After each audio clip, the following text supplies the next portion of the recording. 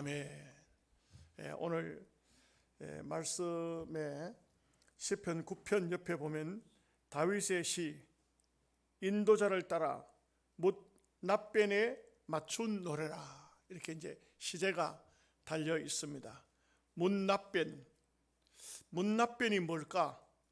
이것은 뱀의 죽음, 이런 뜻이 있어요. 뱀의 죽음. 뱀이 누구죠? 성경에는 뱀은 딱 한 번 나와요. 베냐민을 뱀이라고 해요. 그래서 이 베냐민의 죽음, 다시 말하면 구약의 모든 시편은 옛날 이스라엘 백성들이 하나님 앞에 찬양을 들을 때 불렀던 노래입니다. 그 노래인데 그 노래 중에서 곡이 장송곡에다가 붙였다 이거죠. 베냐민의 죽음에 대한 노래가 있는데 그 노래에다가 바로 이 가사를 붙여서 불렀다, 그런 뜻이 있습니다. 그러면 노래가 어떨까요? 굉장히 음이 낮고 또 저음이고 좀 약간 어둡게 천천히 흐르는 노래겠죠. 그런데 묘하게도 이 노래 가사는 절대 그렇지 않습니다. 이 노래 가사는 한마디로 말해서 주님을 찬양해야 되는 이유를 말하고 있어요. 하나님을 우리가 찬양해야 된다. 이게 참 묘한 게 장송곡의 찬양 잘 안 어울리는 것 같죠. 그런데도 이스라엘 백성들은 이 찬양을 굉장히 좋아했습니다. 그래서 오늘 그런 의미에서 주의 이름을 찬양하라. 그래서 우리가 이 땅에 사는 삶의 최고의 큰 목적이 뭐냐? 기쁠 때도 찬양하고 힘들 때도 찬양하고 눈물의 삶 속에서 찬양할 수 있어야 됩니다. 여러분, 흑인 연가라는 게 있죠. 흑인 연가는요, 흑인들이 노예로 팔려 다닐 때 그 마음이 어떻겠습니까? 굉장히 고통스럽고 힘들고, 부부의 연을 맺었다가도 어떤 가정에서 생활적으로 경제적으로 어려워서 부인을 팔아보기도 하고 흑인의 남편을 팔아버리기도 하고 거기 태어난 자식을 노예시장에 갖다 팔기도 합니다. 짐승하고 똑같아요. 옛날 우리 어릴 적에 보면 소를 먹이잖아요. 송아지를 놓죠. 어느 정도 크면요, 그거 같이 안 키워요. 송아지를 갖다 팔아요, 시장에. 그때 보면은요, 어른들도 다 알고 아이들도 다 알아요. 어미소가 송아지를 불러요. 부르는 소리가 들려요.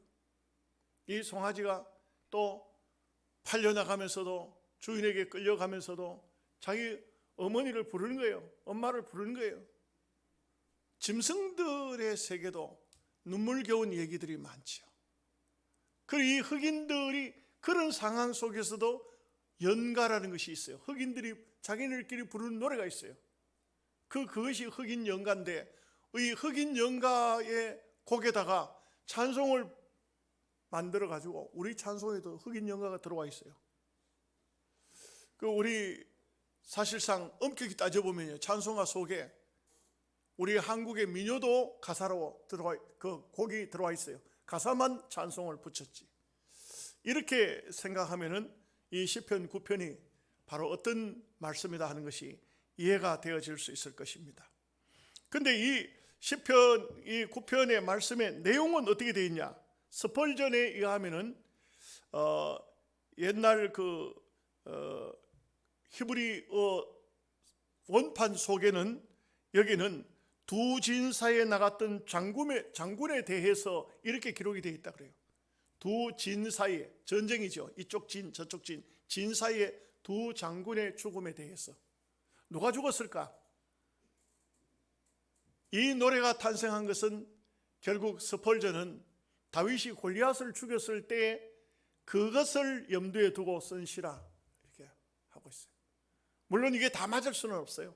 그냥 스펄전 목사님은 나름대로 이 찬송이 쓰여지게 된 것은 다윗이 블레셋 장수 골리앗을 죽였을 때 그때 그 이스라엘 백성들이 막 환호하고 기뻐하고 전쟁에 이긴 거예요. 두 쪽 장수가 나와서, 다윗은 장수가 아니었지만 골리앗을 무너뜨렸기 때문에 엄청난 백성들로부터 호응을 받은 것이죠.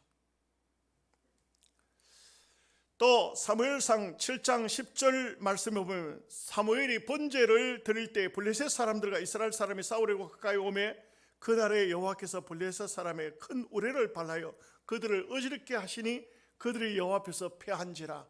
이 전쟁의 큰 승리 후에 이 찬송을 불렀다는 것이죠. 이 노래를 불렀다는 것이죠. 이스라엘 백성들이 애굽 땅에서 출애굽할 때 그 홍해 바다를 이렇게 건너갑니다. 홍해 바다에는 들어가면 죽죠. 근데 바다가 갈라져요. 놀랍고 신기한 겁니다. 그리고 이스라엘 백성이 다 건넜습니다. 그런데 애굽의 기마병들도 병거를 타고 홍해 바다로 들어온 겁니다. 이스라엘 백성을 따라잡으려고. 그런데 놀라운 것은 이스라엘 백성이 다 건너자 홍해 바다가 갈라졌던 그 바닷물이 합쳐졌어요. 애굽의 그 대단한 기마병들 바닷속에 다 서장이 된 겁니다. 그랬을 때 성경을 보면 미리암이라는 한 여선지자가 나와요. 누굽니까? 모세의 누님이죠. 이 미리암이 노래를 부르기 시작해요. 아마 잘은 모르지만 히브리인들이 애굽의 종으로 있으면서 익숙히 불렀던 노래인 것 같아요. 그 노래를 부르기 시작하니까 온 이스라엘 백성이 다 부르기 시작했어요. 그 성경에 나와요. 몇 사람이 불렀을까요? 장정만 60만, 어린아이 여자들을 합해서 200만이 한 번에 부르는 노래. 어땠을까요? 이 노래를 일명 구원의 노래라 이렇게 말합니다. 다 죽을 수밖에 없는 데서 살아나온 이 구원의 노래, 그 어마어마한 노래라고 할 수가 있겠죠. 오늘 말씀 속에 몇 가지를 살펴봅니다. 첫째는 1절 말씀이 굉장히 중요합니다. 내가 전심으로 여호와께 감사하오며 주의 모든 귀한 일들을 전하리다. 정말 중요한 것은 우리가 하나님을 찬양하는데 전심으로 찬양한다. 마음에 없는 입술로만 찬양하는 것이 아닙니다. 지금 생각은 딴 데가 가지고 있으면서 그냥 노래 가사만 외워가지고 그 가사만 노래하는 것이 아니라 정말 내 마음 전심으로 나의 영으로 그렇게 하나님을 찬양한다. 사람이요 감사하는 마음을 가지게 되면 이게 사람도 감사를 전심으로 하면 마음이 움직여요. 마음이 움직여요. 어제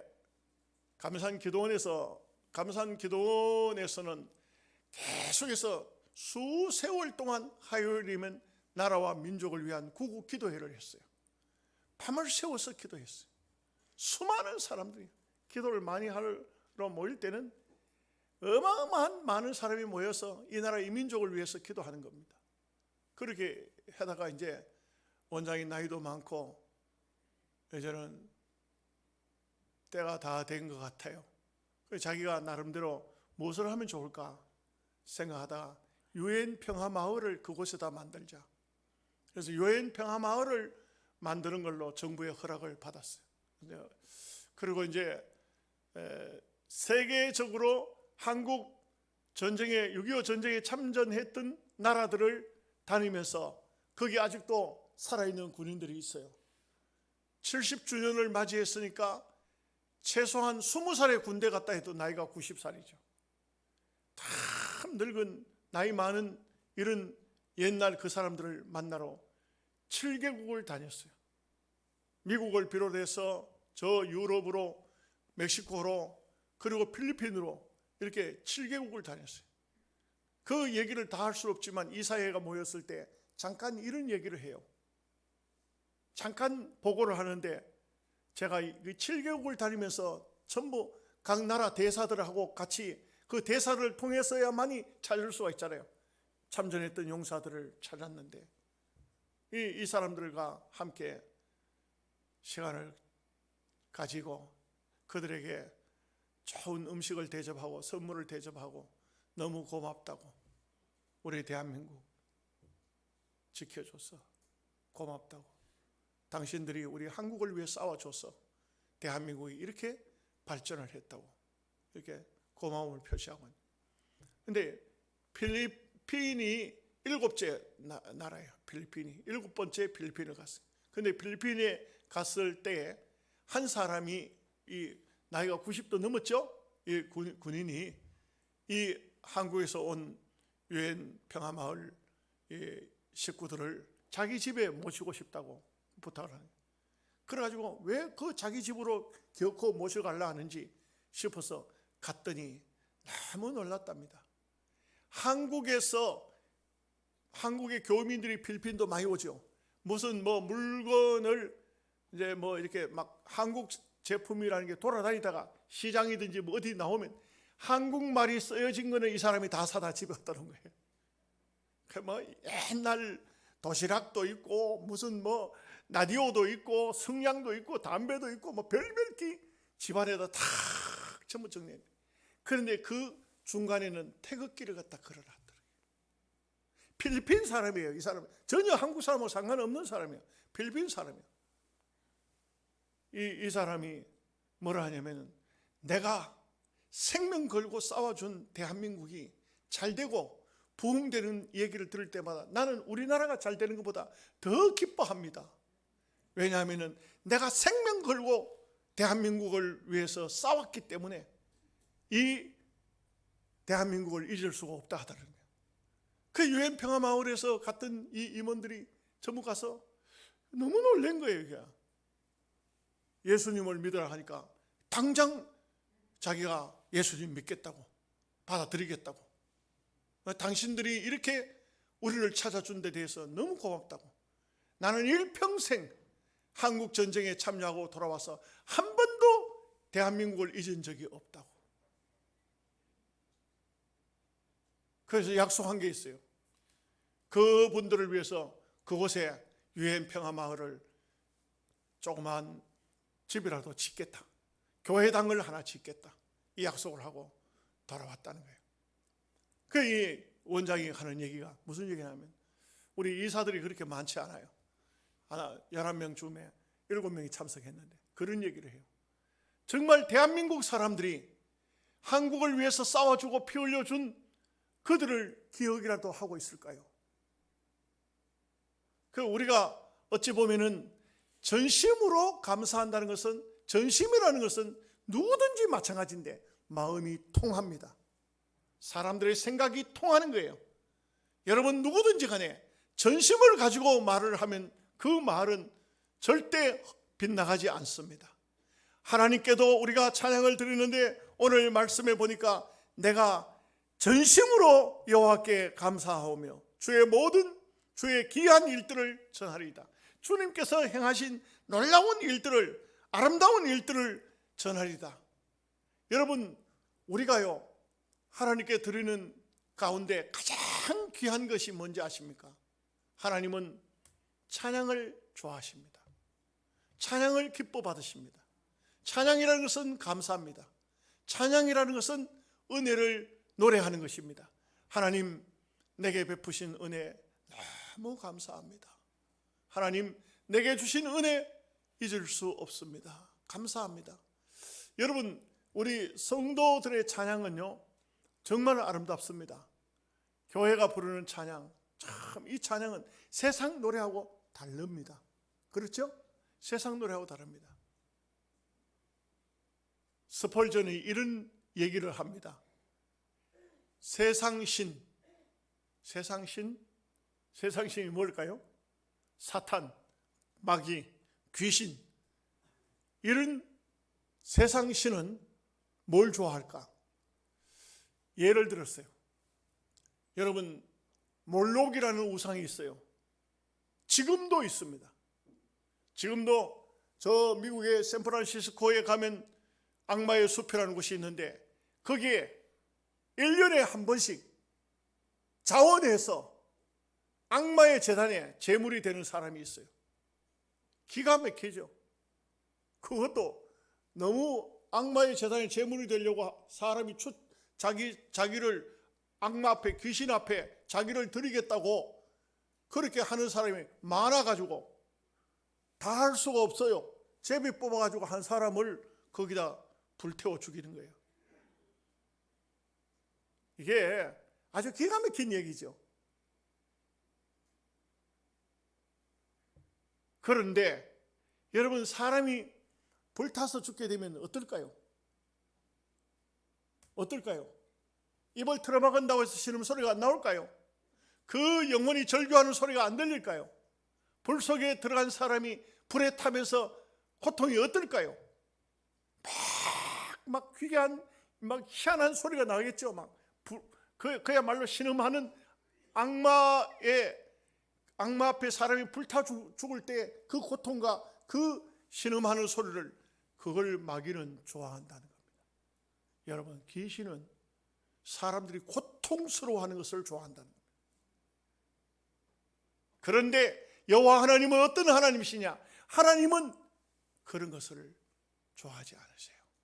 하나님은 정말 우리가 하나님 앞에 감사하며 하나님께 할렐루야 찬양하며 하나님을 우리의 몸과 마음과 영혼을 다하여 전심으로 참 그야말로 내 혼을 다해서 내 영을 다해서 하나님을 찬양할 때 하나님이 그 찬양을 기뻐 받으신다는 것입니다. 얼마나 감사하고 얼마나 귀한 것입니까? 성도는 하나님을 찬양해야 돼요. 찬양하는데 어떻게 하느냐? 성경을 보면은 시편 150편을 보면 현악과 퉁수로 찬양하고 감사와 찬양으로 찬양하고 전심으로 찬양하고 소고치며 춤추어 찬양하고 하여간 있는 힘을 다해서 하나님을 찬양한다. 하나님을 찬양하는 것이 얼마나 소중합니까? 시편 104편 33절 말씀에 내가 평생토록 여호와께 노래하며 내가 살아있는 동안 내 하나님을 찬양하리로다. 평생토록 하나님을 찬양하며 내가 살아있는 동안 하나님을 찬양하리로다. 성도는 찬양하는 거예요. 기독교는요, 태어날 때만 찬양하는 게 아니에요. 살다가 힘들어도 찬양합니다. 괴로워도 찬양합니다. 마음이 아파도 찬양합니다. 심지어 죽어도 찬양합니다. 예수 안 믿는 사람들은 사람이 죽었는데 무슨 찬양을 하냐 하지만 기독교는 한 생명이 이 땅 위에 사는 삶을 다 끝을 내고 영원한 세계에 들어갔을 때도 이 세상에서는 이별로 보지 않습니다. 다음 세상에서 다시 만날 것이기 때문에 우리는 하나님 앞에 찬양하는 것입니다. 그야말로 우리 찬양이 그렇잖아요. 며칠 후 불과 오랜 후에 그런 찬양은 없어요. 며칠 후, 불과 우리가 이 땅에 사는 삶은 얼마 지나지 않으면, 며칠 안 지나면 다시 천국에서 만나는 것입니다. 그렇기 때문에 우리의 찬양이라는 것은 너무나 귀한 것입니다. 시편 145편 21절에도 내 입이 여호와의 영예를 찬양하며 나의 모든 육체가 그의 거룩하신 이름을 송축할지라. 그야말로 우리가 이 땅에 사는 삶의 목적이 뭔가? 이것은 바로 하나님을 찬양하는 것이다. 그래서 전심으로 하나님을 찬양한다. 왜 찬양이 되느냐? 이유가 여기에 말씀의 4절에 보면 나옵니다. 주께서 나의 의와 송사를 변호하셨으며 보좌에 앉으사 의롭게 심판하시나이다. 여러분, 정말 감사한 것은 예수 그리스도를 믿는다는 것은 다른 게 아니에요. 예수님의 품에 들어가는 거예요. 예수님 안에 들어가는 것입니다. 여러분, 용광로에 불이 펄펄 붙어 있으면 거기에 들어가면 뭐든지 녹아서 하나가 돼봅니다. 아멘 하십니까? 마찬가지로 오늘 우리가 예수 그리스도를 믿는 것은 우리라는 존재를 듣다 보면 뭐 형편은 없어요. 다 죄인이고 다 부족하고 허물이 많고 실수도 많이 하고 얼마나 엉터리가 많습니까? 겉모양은 멀쩡해 보여도 그냥 그 사람을 분석해 보면 형편없는 것이 인간이에요. 특별한 존재가 있어요? 특별한 존재 없어요. 다 인간은 냄새나고 부족하고 정욕적이요, 세욕적이요, 욕심덩어리, 죄를 짓고 허물이 있고, 몰라서 그렇지, 남들이 안 봐서 그렇지, 자세히 읽다 보면은 참 형편없는 존재. 이런 형편없는 존재지만 이런 형편없는 존재가 바로 예수 그리스도 안에 들어가 버리면 우리의 모든 죄와 허물과 우리의 부족과 우리의 모든 것들은 다 그 안에서 용광로 속에서 어떤 것이 남아날 수 있겠어요? 싹 다 녹아버리고 하나가 되어버리는 것입니다.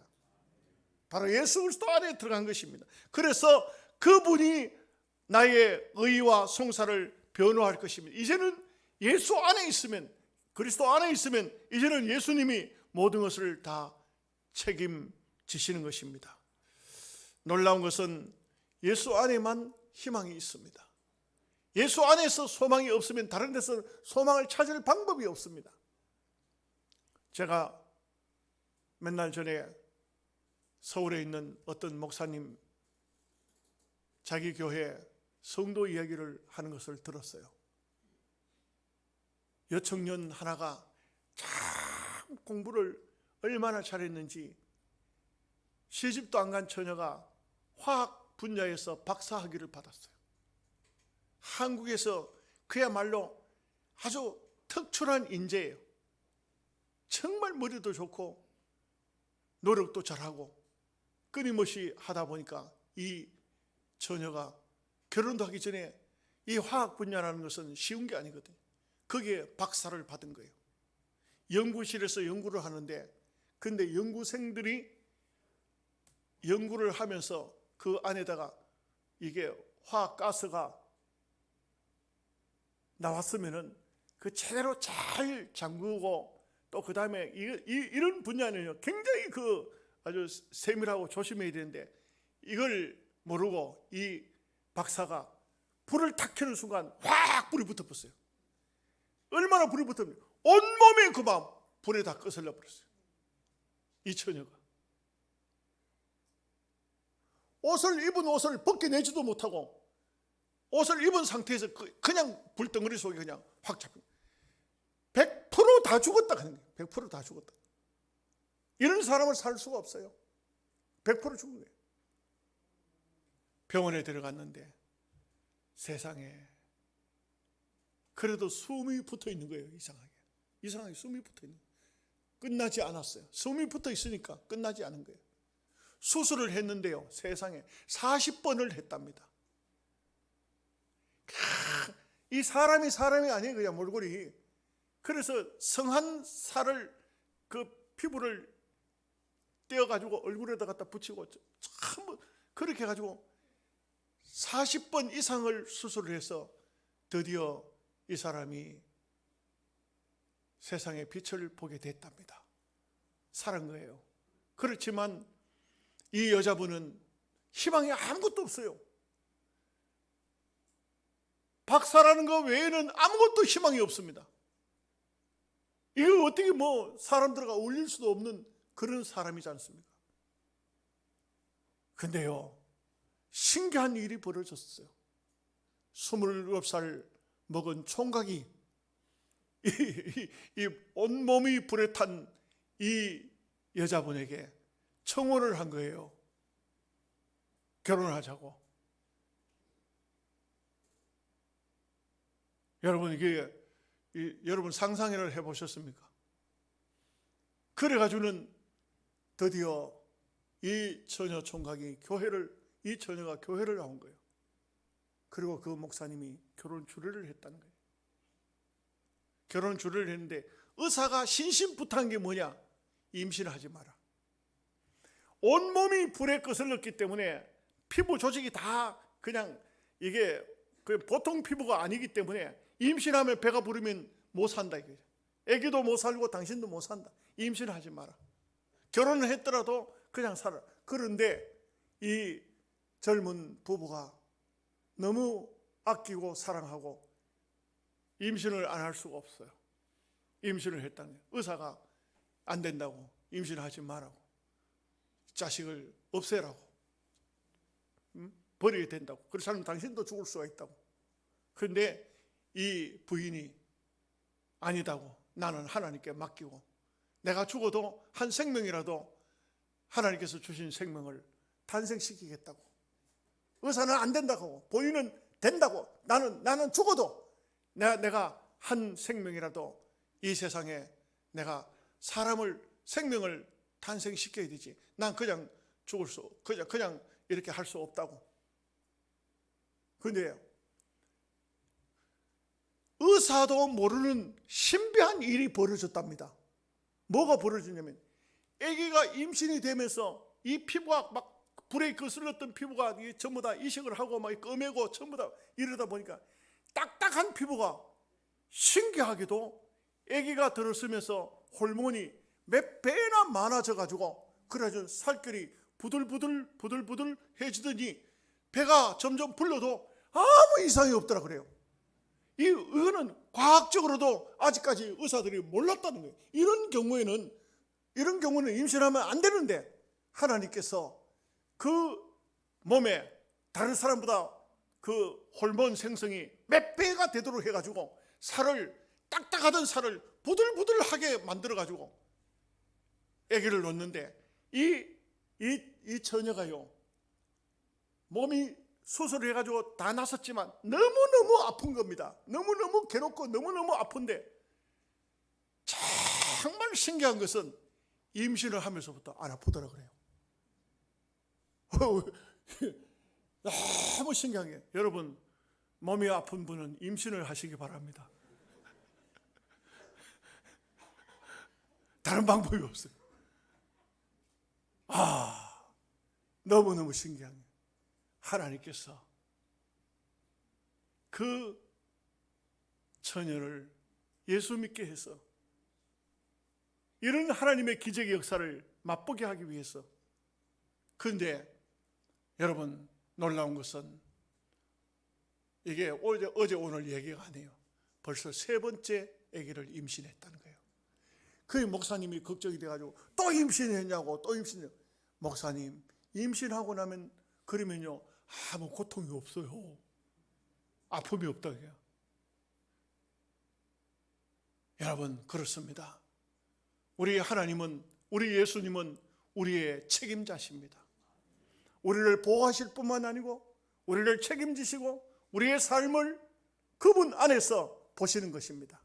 예수 안에서 보시기 때문에 우리는 예수 안에 들어감으로 말미암아서 우리에게 흉도, 허물도, 죄도, 모든 것이 그리스도 안에 마치 용광로 속에 들어감 같이 들어가서 다 녹아지고 예수와 똑같은 존재로 보시는 것입니다. 얼마나 귀중하고 소중한지요. 그렇기 때문에 우리는 예수 그리스도와 함께 그리스도의 은총을 받고 그리스도의 변호를 받고 그리스도의 보호를 받는다는 것은 너무나도 귀한 것입니다. 한 가지만 더 말씀드리겠습니다. 여기 8절 말씀에 공의로 세계를 심판하시며 정직으로 만민에게 판결을 내리시리로다. 공의로 세계를 심판한다. 여러분, 하나님은 공의로운 하나님입니다. 공의롭다는 것은 어떤 것입니까? 공의는요, 사람들은요 공의를 잘 찾지 못해요. 여기에 정치 얘기가 어울리겠습니까? 예를 들어서 국민의힘에 있는 사람은 아무리 나쁜 짓 해도 다 좋은 사람으로 보여요. 국민의힘 사람을 보면. 민주당에 있는 사람들은 민주당 사람들이 보면 어떤 잘못을 해도 잘못으로 안 보여요. 다 좋은 것으로 보여요. 여러분은 윤석열 대통령을 지지하십니까? 문재인 지난 대통령을 지지하십니까? 거기에 속한 사람은 다 그분이 좋은 분으로 보여요. 이것도 저것도 아닌가 봐요. 하기야 정치는 정치인들에게 맡기고 우리는 거기에 너무 휩싸이는 것은 안 좋은 겁니다. 그래요.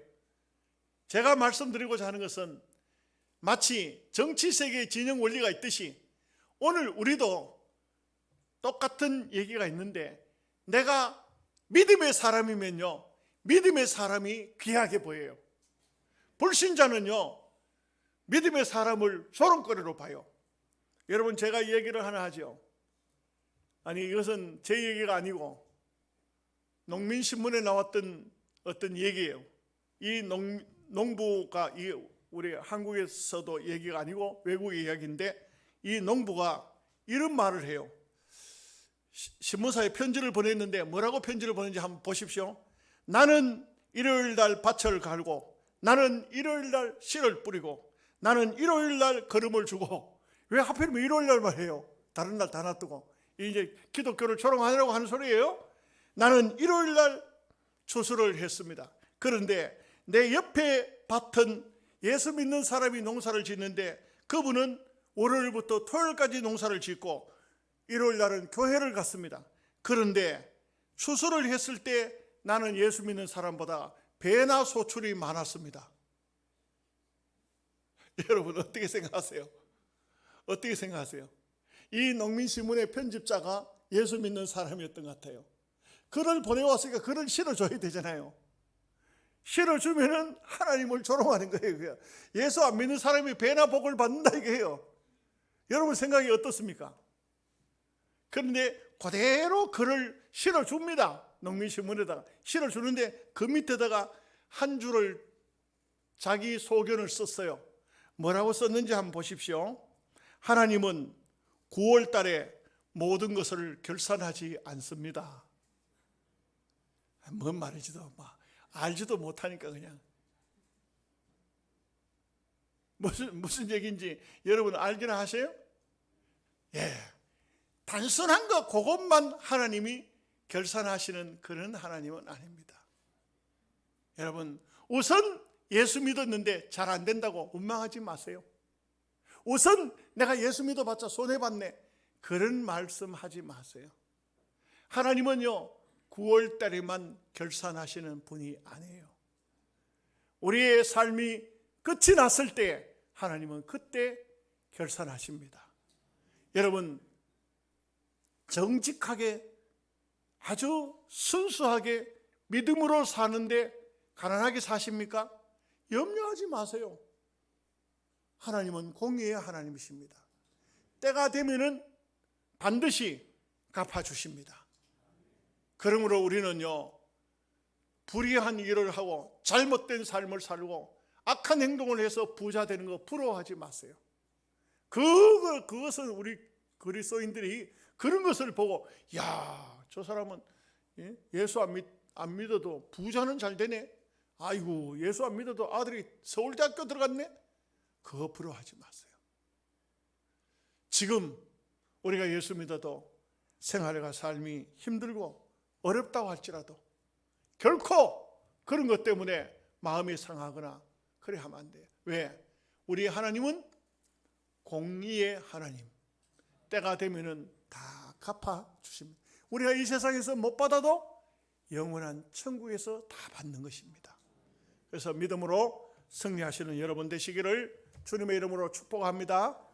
기도하겠습니다. 하나님 아버지